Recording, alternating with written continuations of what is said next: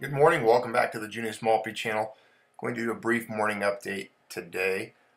Taking a quick look at metals here. Silver up 11 cents. So we're up at above 17 again. $17.08 an ounce. Gold up $2.40 to 1,280. Platinum up. Palladium down. The main topic today, there's two of them. We're going to cover Venezuela again, look back at that, discuss it briefly, and then look at silver. But here's the closer look at the charts here. We've got gold, again, 1280 up 240. And a closer look at the silver chart. There it is, 1708 up 11 cents, 0.67% so far today. Global silver production will take a big hit this year. Silver bulls to rejoice. I saw this interesting piece this morning. Figured we'd take a look at it, see what you guys thought. Global silver production will take a big hit this year. It has been a rough year for many primary silver miners, as 2/3 have suffered declines in production. Also, many high-ranking silver-producing countries are also experiencing a pronounced reduction in their domestic silver mine supply. According to the data put out by World Metal Statistics, Chile's silver production is down 20% in the first 8 months of the year, while Australia is down 19%. Mexico declined 2% and Peru lower by 1%. The Silver Institute will be releasing their 2017 Silver Interim Report shortly, which will provide an update on current silver production and forecasts for the remainder of the year. However, I believe global silver production will take a big hit this year due to several factors, including falling ore grades, mine closures, and strikes at various projects. He gives some examples here. Tahoe Resources was forced to shut down its Guatemalan Escobal mine in July due to a temporary suspension of its operating license by the country's Supreme Court. However, even after the Guatemalan Supreme Court reinstated Tahoe Resources' Escobal mine's license in early September, an ongoing road blockade has hampered the ability of the project to continue mining. Regardless, Tahoe's silver production declined a stunning 6.7 million ounces Q1 through Q3 2017 versus the same period last year. Now, on the other hand, silver production at Fresnilo's operations in Mexico jumped by nearly 6 million ounces during the first 3 quarters of 2017, primarily due to the startup of its San Julian Mine Phase 2 expansion and a ramp-up of its Phase 1. Here's an interesting chart that he presents. Top primary silver miners Q1 through Q3 production. 2/3 of top primary silver miners production declined in Q1 through Q3 2017 versus the same period last year. Overall production declined by 9 million ounces.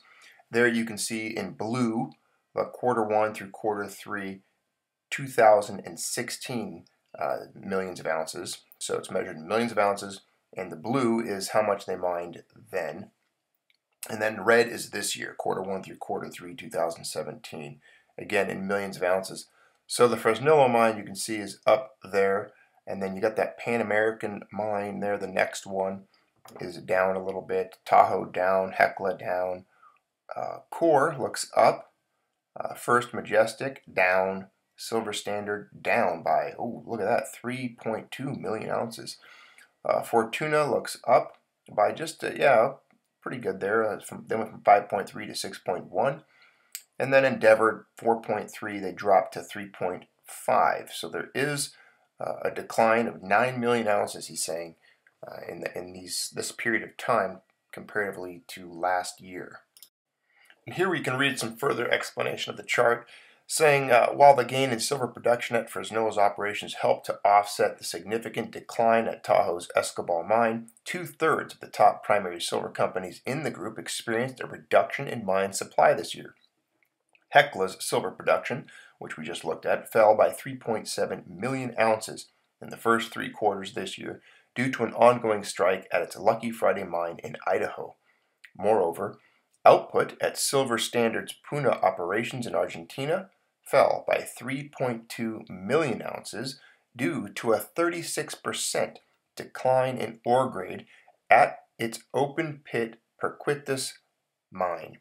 Those are the ones that really stand out to me. When it's a reduction or a lack of ore supply and it's not human caused, like a strike or a roadblock or something political, like a license issue, because those can always be resolved and then the ore accessed.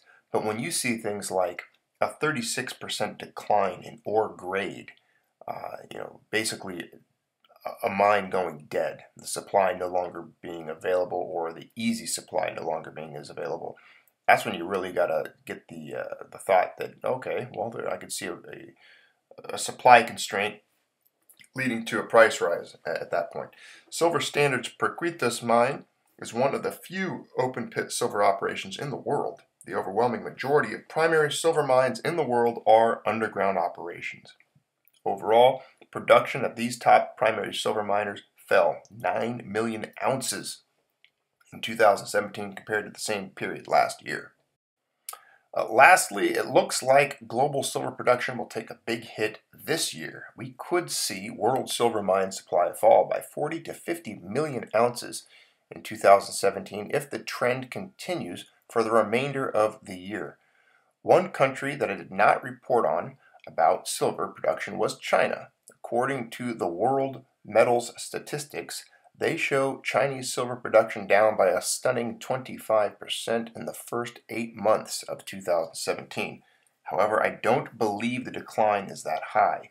Even though the World Gold Council stated that Chinese gold production was down 10% so far this year, I doubt their silver production fell 25% this year. That's the conclusion of his article that I included here. And it is an interesting perspective. There's always, it seems like a little bit of controversy surrounding the discussion of peak metals or available supply, and there's always a little bit of debate, on when you start bringing up supply reductions and mines being exhausted, supply constraints, and trying to find an accurate price point for what the production cost of our with silver.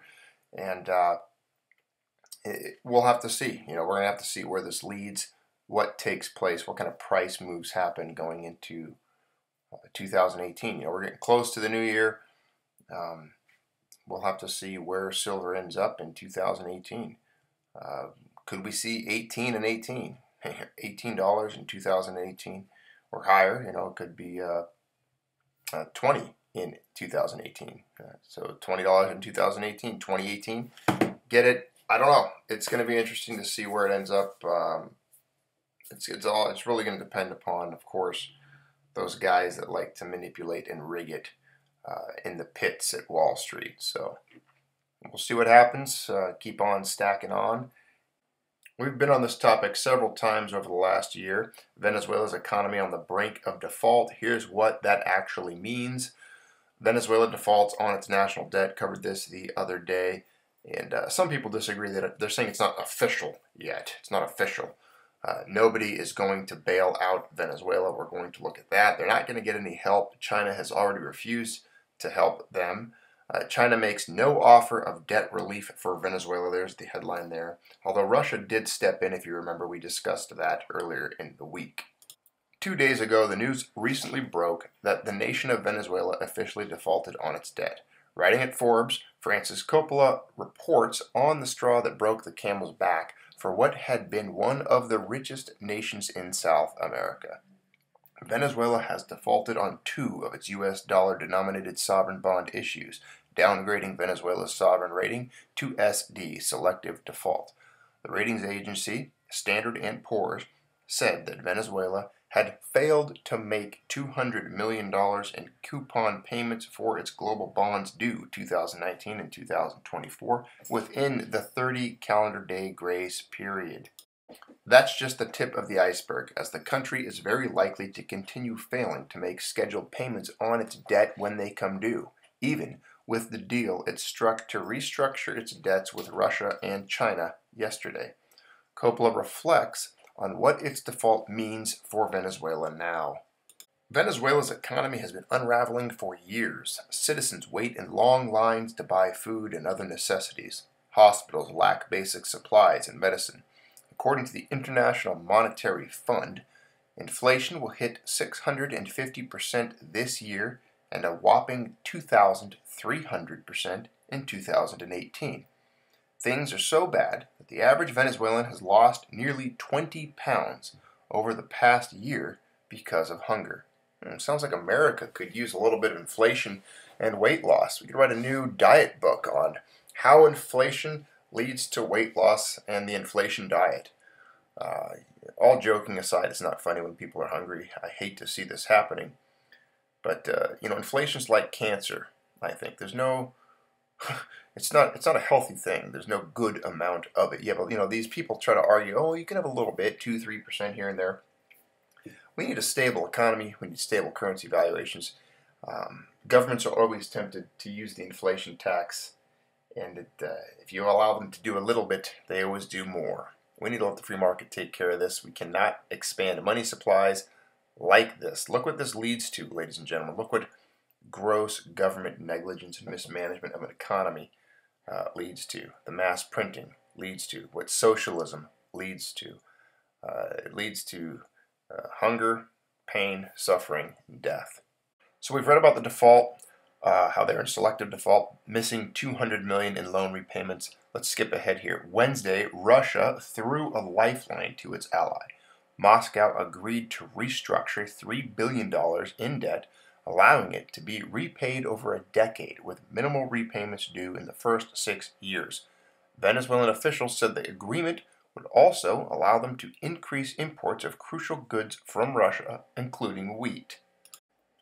Beijing, China on Thursday made no offer of debt relief to Venezuela, but said it was confident the country can deal with the problem. The statement from the foreign ministry came a day after Russia and Venezuela signed a deal in Moscow that envisages Venezuela will pay its $3.15 billion debt to Russia over 10 years. Venezuela, by comparison, owes China $23 billion. We believe that the Venezuelan government and people are capable of properly handling the debt issue, Ministry spokesman Geng Shuang said. That'll conclude today's segment, unless something else pops up. Find some more news later on that I'd like to report on. Got other things to attend to, so thanks for being part of the Junius Mulpi channel. If you care to, hit the like button. Don't forget to share. If you're not subscribed, go for it. Subscribe if you like this kind of material. If you like to support the channel, there are ways of doing that as well. Thank you for being here. Have a great day.